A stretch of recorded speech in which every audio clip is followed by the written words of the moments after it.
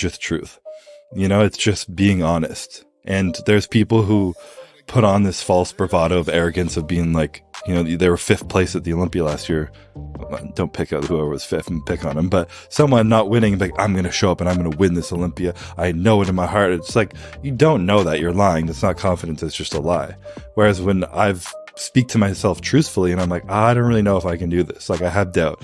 I have fear. I just wanted X, Y, and Z. And I'm like, being honest, to me, that exemplifies real, true confidence. And you're being realistic with yourself. You know, if you tell yourself you're going to do something you don't think you really can do, you're creating this gap between your beliefs and your reality, and it just creates more stress in yourself and an inability to perform, in my opinion. Unwavering confidence is a lie. The fears never go away completely. They just don't linger as long. What's that? Is that my quote?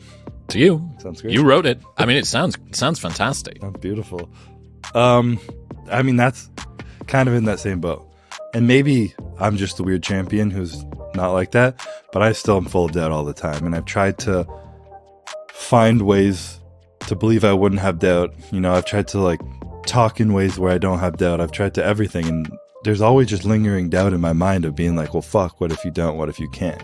And it's just the truth of my mind. And regardless of that, over the past 5 years, I've still been able to perform, progress, and be the best in the world with that on my mind.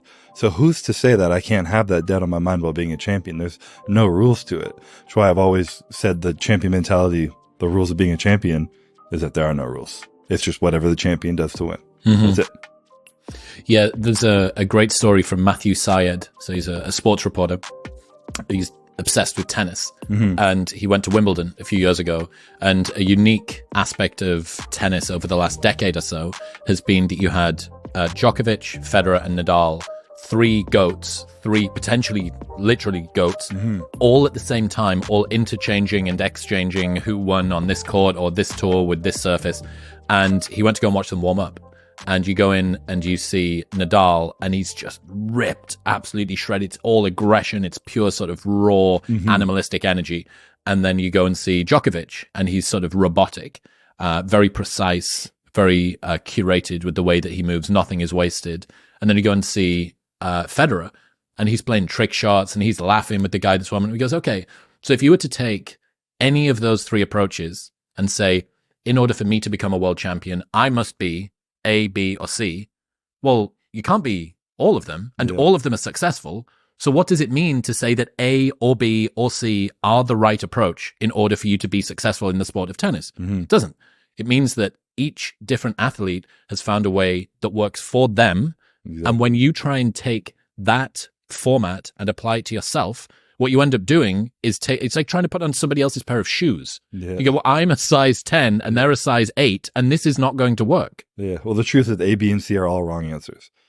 Anything out there is the wrong answer. You have to build it in yourself, you know? And like I talk about the cookies of the intuition, you know, over time, you build intuition. When you can get into a flow state of just trusting yourself to show up as you are. And if it's playful, if it's intense, if it's quiet, if it's loud, if it's doubtful, if it's whatever, if it's just who you are and you're not needing to put on any facade, and you are able to release that mask and show up in a flow and trust your instincts and act on instinct, I don't think you can be beat. What do you say to people who often feel fear? You mentioned the fears never go away completely. Feeling fear sucks. Not very comfortable. Yeah. Nobody wants to feel fear. I don't want to feel fear. But as somebody that's intimately familiar with that and pressure, what do you say to people who notice it come up, or what do you do yourself? I would say when I start to feel fear about something now, I turn it into excitement. Because in the past, when I've started to feel fear, it's because something big that I've worked hard for that's really important to me has started to come creeping up closer. And there's something beautiful about the human experience of stress and anxiety, nervous fear, and all those things. And just trying to embrace that and lean into it is the best way I've been able to handle it when it comes to performance. But when there's stuff that's actually like impending fear of my health, let's say, something that I can't just be like, lean into the excitement that I might have a health problem or something. I've found, again, I've tried to embrace it and just feel it and sit with it and feel feelings, as we've talked about many times, and that's helped. But there's another level of giving it the validation that it deserves, the feeling, the validation it deserves. And that, to me, that's being able to vocalize it out loud. And I think this is different for everyone, but